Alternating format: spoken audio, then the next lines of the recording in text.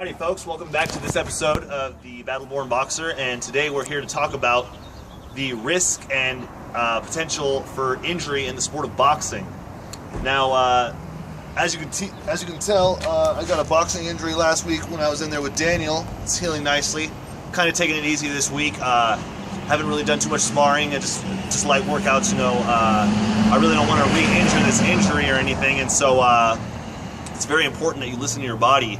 Your body will tell you, how injured you are and your limitations. So it's very important that you are in tune with that sort of thing. And yeah, folks, some of the things I want to talk about, as some of the risks and dangers of the sport of boxing, include head injuries, broken bones, bloody noses, cuts, and so you just have to be aware of these sort of things. And one of the things that's very serious that boxers actually can die of is a syndrome known as second impact syndrome, and in the USA Boxing Handbook they actually warn about it, second impact syndrome. And basically, just to summarize it, second impact syndrome is where you sustained a head injury from the sport of boxing, and a week or a month or a few months later, all of a sudden you're in another serious bout, and you get another head injury that was just as bad as the first, and it could lead to concussions, brain bleeds. You could even potentially die from this sort of thing. And so I just want to warn you, that boxing is an extremely serious sport.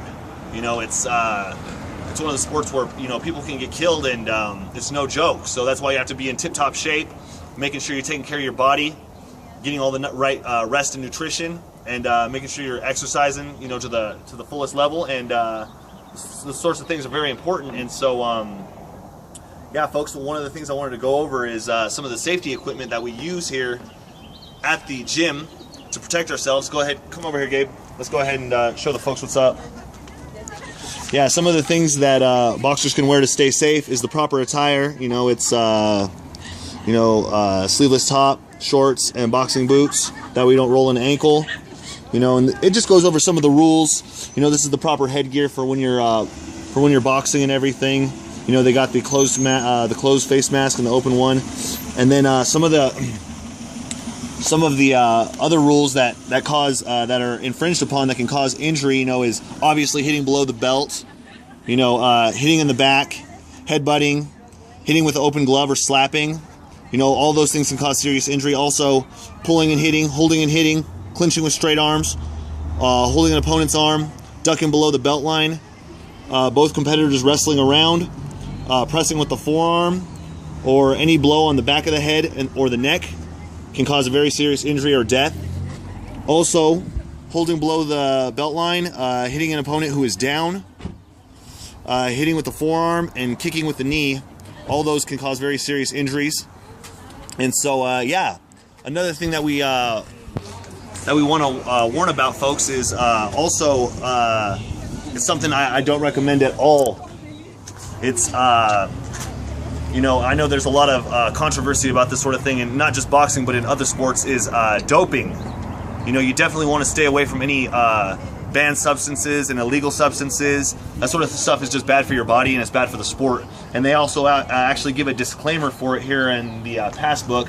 Athletes who dope ruin the integrity of the sport and endanger their health. All athletes are responsible for anything they eat, drink, or substances and medications taken. Athletes who take dietary supplements do so at their own risk.